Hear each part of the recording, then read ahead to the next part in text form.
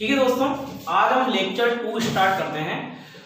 कल तक हम लोगों ने chemical equation, balance chemical equation को बैलेंस करना, फिजिकल चेंजेज, केमिकल चेंजेज ये देखे थे। आज सेकंड लेक्चर में हम लोग देखते हैं कि types of the chemical reaction क्या होता है। ठीक है ना, बेसिकली एग्जाम में इससे भी काफी इंपॉर्टेंट क्वेश्चन आते हैं। आप लोग फर्स्ट टाइप देखिए यहाँ पे, बेसिकली इसके 6 to 7 टाइप हैं, सभी को हम लोग डिफरेंस से पढ़ेंगे। तो इसके फर्स्ट और सेकंड जो है टॉपिक देखते हैं हम लोग। पहला तो है हमारा कॉम्बिनेशन रिएक्शन और दूसरा है डिकम्पोजिशन।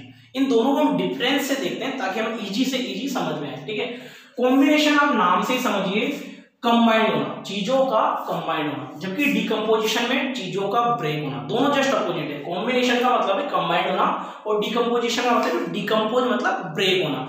इसमें 2 या 3 ऑब्जेक्ट से, एलिमेंट से एक बड़ा और सिंगल चीज यहाँ पे मेकिंग होगी, बनेगी। देखो यहाँ पे आप लोग देखो ढंग से, 2 चीजों से एक चीज बन रही है। सभी चीजों में 2 चीजों से 2 1 2 1 2 1। अब आप लोग देख रहे होंगे कि यहाँ ई और सी क्या है। तो ई का पहले आपको मैं इंट्रोडक्शन दे देता हूँ। ई का मतलब है एलिमेंट। एलिमेंट में आप लोग देखिए, आप लोग जानते हैं एलिमेंट का मतलब है सोडियम, हाइड्रोजन, ऑक्सीजन, जो सिंगल है, जो सिंगल एटम से मिलके बने हुए हैं। यहाँ पे सोडियम अकेला है, सिंगल एटम से। हाइड्रोजन के अंदर हालांकि 2 हाइड्रोजन है पर एक जैसे हैं।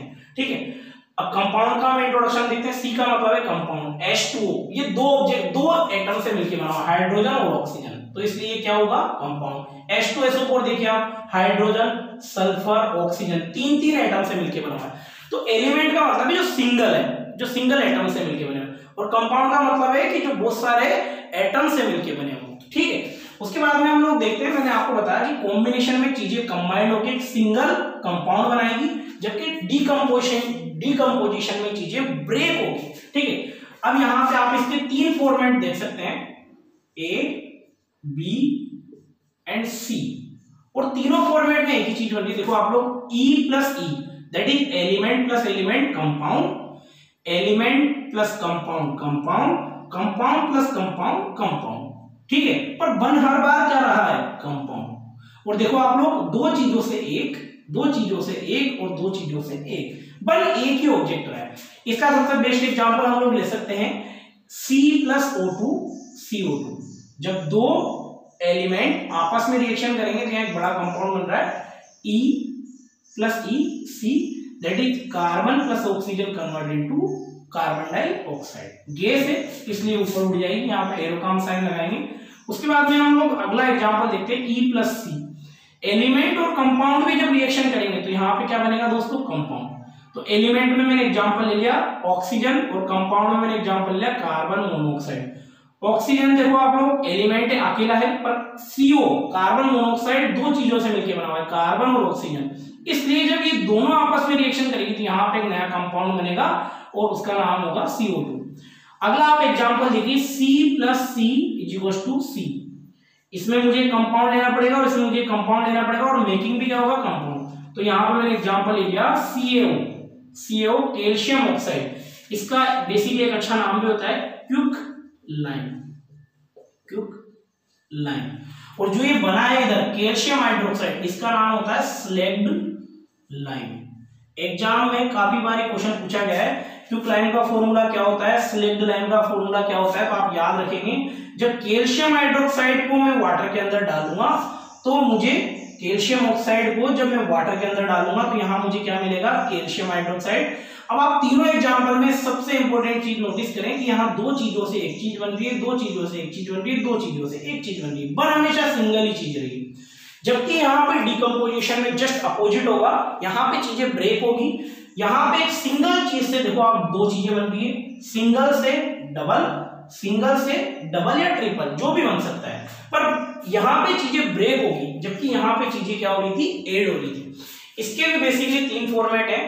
पहला है थर्मल डिकम्पोजिशन, दूसरा है फोटोलाइसिस डिकम्पोजिशन, और तीसरा है इलेक्ट्रोलाइसिस डिकम्पोजिशन। इन तीनों रिएक्शन को लर्न करने का एक बहुत ही बेस्ट तरीका है। आप लोग कैसे याद रखेंगे, आपको बस इतना सा ध्यान रखना है, कॉम्बिनेशन में आपको ये ध्यान रखना है कि चीजें जुड़ेगी, डिकम्पोजिशन में चीजें ब्रेक होगी।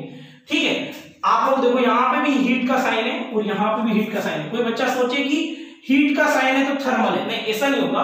आपको ये नोटिस करना है कि यहाँ चीज ब्रेक हो रही है और यहाँ पे जो चीज है वो एड हो रही है। ठीक है, आप लोग सबसे पहले हम लोग यहाँ देखते हैं थर्मल डिकम्पोजिशन पे।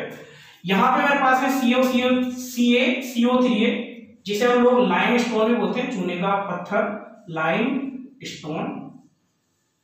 अगर मैं CaCO3 को गर्म करूं तो ये दो पार्ट्स में टूट जाएगा, CaO प्लस CO2। CaO का मैंने अभी आपको नाम बताया क्विकलाइम, CaO का मैंने अभी आपको नाम बताया क्विकलाइम प्लस CO2, ये CO2 गैस उड़ जाएगी यहाँ पे। ठीक है, तो यहाँ पे कैल्शियम कार्बोनेट जो एक सिंगल कंपाउंड था वो यहाँ पे अगर मैं उसे हीट देता हूं तो दो पार्ट्स में ब्रेक हो जाता है। तो सिंगल से यहाँ पे डबल या ट्रिपल चीज मुझे मिल रही है, तो इसका नाम क्या हो गया, डिकम्पोजिशन। और किसके प्रेजेंट में, हीट के प्रेजेंट में, इसलिए इसका नाम क्या है, थर्मल डिकम्पोजिशन। आप एग्जाम में एरो के ऊपर हीट का साइन देख के बोल सकते हैं कि कौन सी रिएक्शन है, थर्मल डिकम्पोजिशन। उसके बाद में हम अगला एग्जांपल लेते हैं फोटोलाइसिस डिकम्पोजिशन। इसके लिए हमारे एनसीईआरटी बुक में एक एक्टिविटी भी दे रखी है कि चाइना की डिश है जिसके अंदर AgCl को रखा जाता है। थोड़े टाइम बाद अगर इस AgCl को हम एक चाइना की डिश में रखकर सनलाइट में अगर रख देते हैं तो थोड़ी देर बाद हम देखेंगे कि चाइना की जो डिश है हमारी उसके अंदर ओनली Ag रह जाएगा और क्लोरीन गैस उड़ जाएगी। जैसे आप यहाँ देखिए, मैंने यहाँ पे चाइना की डिश में AgCl लिया और सनलाइट में उसे मैंने रख दिया, तो मुझे यहाँ पे Ag जो है वो सॉलिड फॉर्म में मिल जाएगा, चाइना की डिश में मिल जाएगा और क्लोरीन गैस मेरी क्या होगी, उड़ जाएगी। सेम यही एग्जांपल हम लोग AgBr का भी ले सकते हैं। AgBr को हम लोग सनलाइट का मतलब क्या है, फोटोन के रूप में लाइट का आना, इसे हम लोग H से भी रिप्रेजेंट कर सकते हैं। तो सनलाइट के प्रेजेंट में अगर मैंने इसे रखा तो यहाँ पे Ag चाइना की डिश में ले जाएगा और Br2 गैस मेरी एयर के अंदर से कन्वर्ट हो जाएगी। ठीक है, तो आप लोगों ने देखा यहाँ पे कि AgCl Ag प्लस Cl2, देखो यहाँ पे सिंगल कंपाउंड था जो दो कंपाउंड में यहाँ ब्रेक हो गया, AgCl Ag प्लस Cl2 में कन्वर्ट हो गया, दो पार्ट्स में टूट गया। अब इसकी आइडेंटिफाई कैसे करेंगे आप लोग, एरो के ऊपर आपको क्या लिखा हुआ मिलेगा, सनलाइट। यहाँ पे एरो के ऊपर क्या था, हीट का मतलब थर्मल, यहाँ पे एरो के ऊपर क्या है, सनलाइट। अब इसका नाम फोटोलाइसिस क्यों रखा, हम लोग इसको भी समझ सकते हैं। हमें पता है कि सन से जो रे आती है फोटोन के रूप में आती है, इसीलिए इस रिएक्शन का नाम क्या रखा है, फोटोलाइसिस डिकम्पोजिशन। डिकम्पोजिशन क्यों, एक चीज से दो चीजों में ब्रेक होना। थर्ड टॉपिक है हमारा इलेक्ट्रोलाइसिस डिकम्पोजिशन रिएक्शन। इलेक्ट्रोलाइसिस आप नाम से ही समझ सकते हैं, जो इलेक्ट्रिकली प्रोसेस हुआ है। जैसे कि मैं वाटर लेता हूं, वाटर मेरे पास में लिक्विड है, वाटर को अगर मैं इलेक्ट्रिक करंट पास आउट करूं तो थोड़े टाइम बाद ये बॉईल होने लगेगा और स्टीम बनके ये hydrogen gas plus oxygen gas के फॉर्मेट में उड़ जाएगा। वाटर मेरा यहाँ पे लिक्विड है, मैंने इसको अगर इलेक्ट्रिक करंट दी तो ये पहले गर्म होगा, बॉईल होगा और थोड़े टाइम बाद स्टीम बनके गैस बनके उड़ जाएगा। तो यहाँ पे एक सिंगल कंपाउंड था जो दो एलिमेंट में यहाँ पे ब्रेक हो गया। ठीक है, इसको आप कैसे आइडेंटिफाई करेंगे, यहाँ पे एरो के ऊपर क्या लिखा हुआ मिलेगा, इलेक्ट्रिक करंट आपको लिखा हुआ मिलेगा। तो आपको बेसिकली समझ में आया, कॉम्बिनेशन का मतलब है चीजों का जुड़ना, डिकम्पोजिशन का मतलब है चीजों का ब्रेक होना। ठीक है दोस्तों, अगला टॉपिक हम लोग देखते हैं यहाँ पे displacement and double displacement reaction. ठीक है दोस्तों,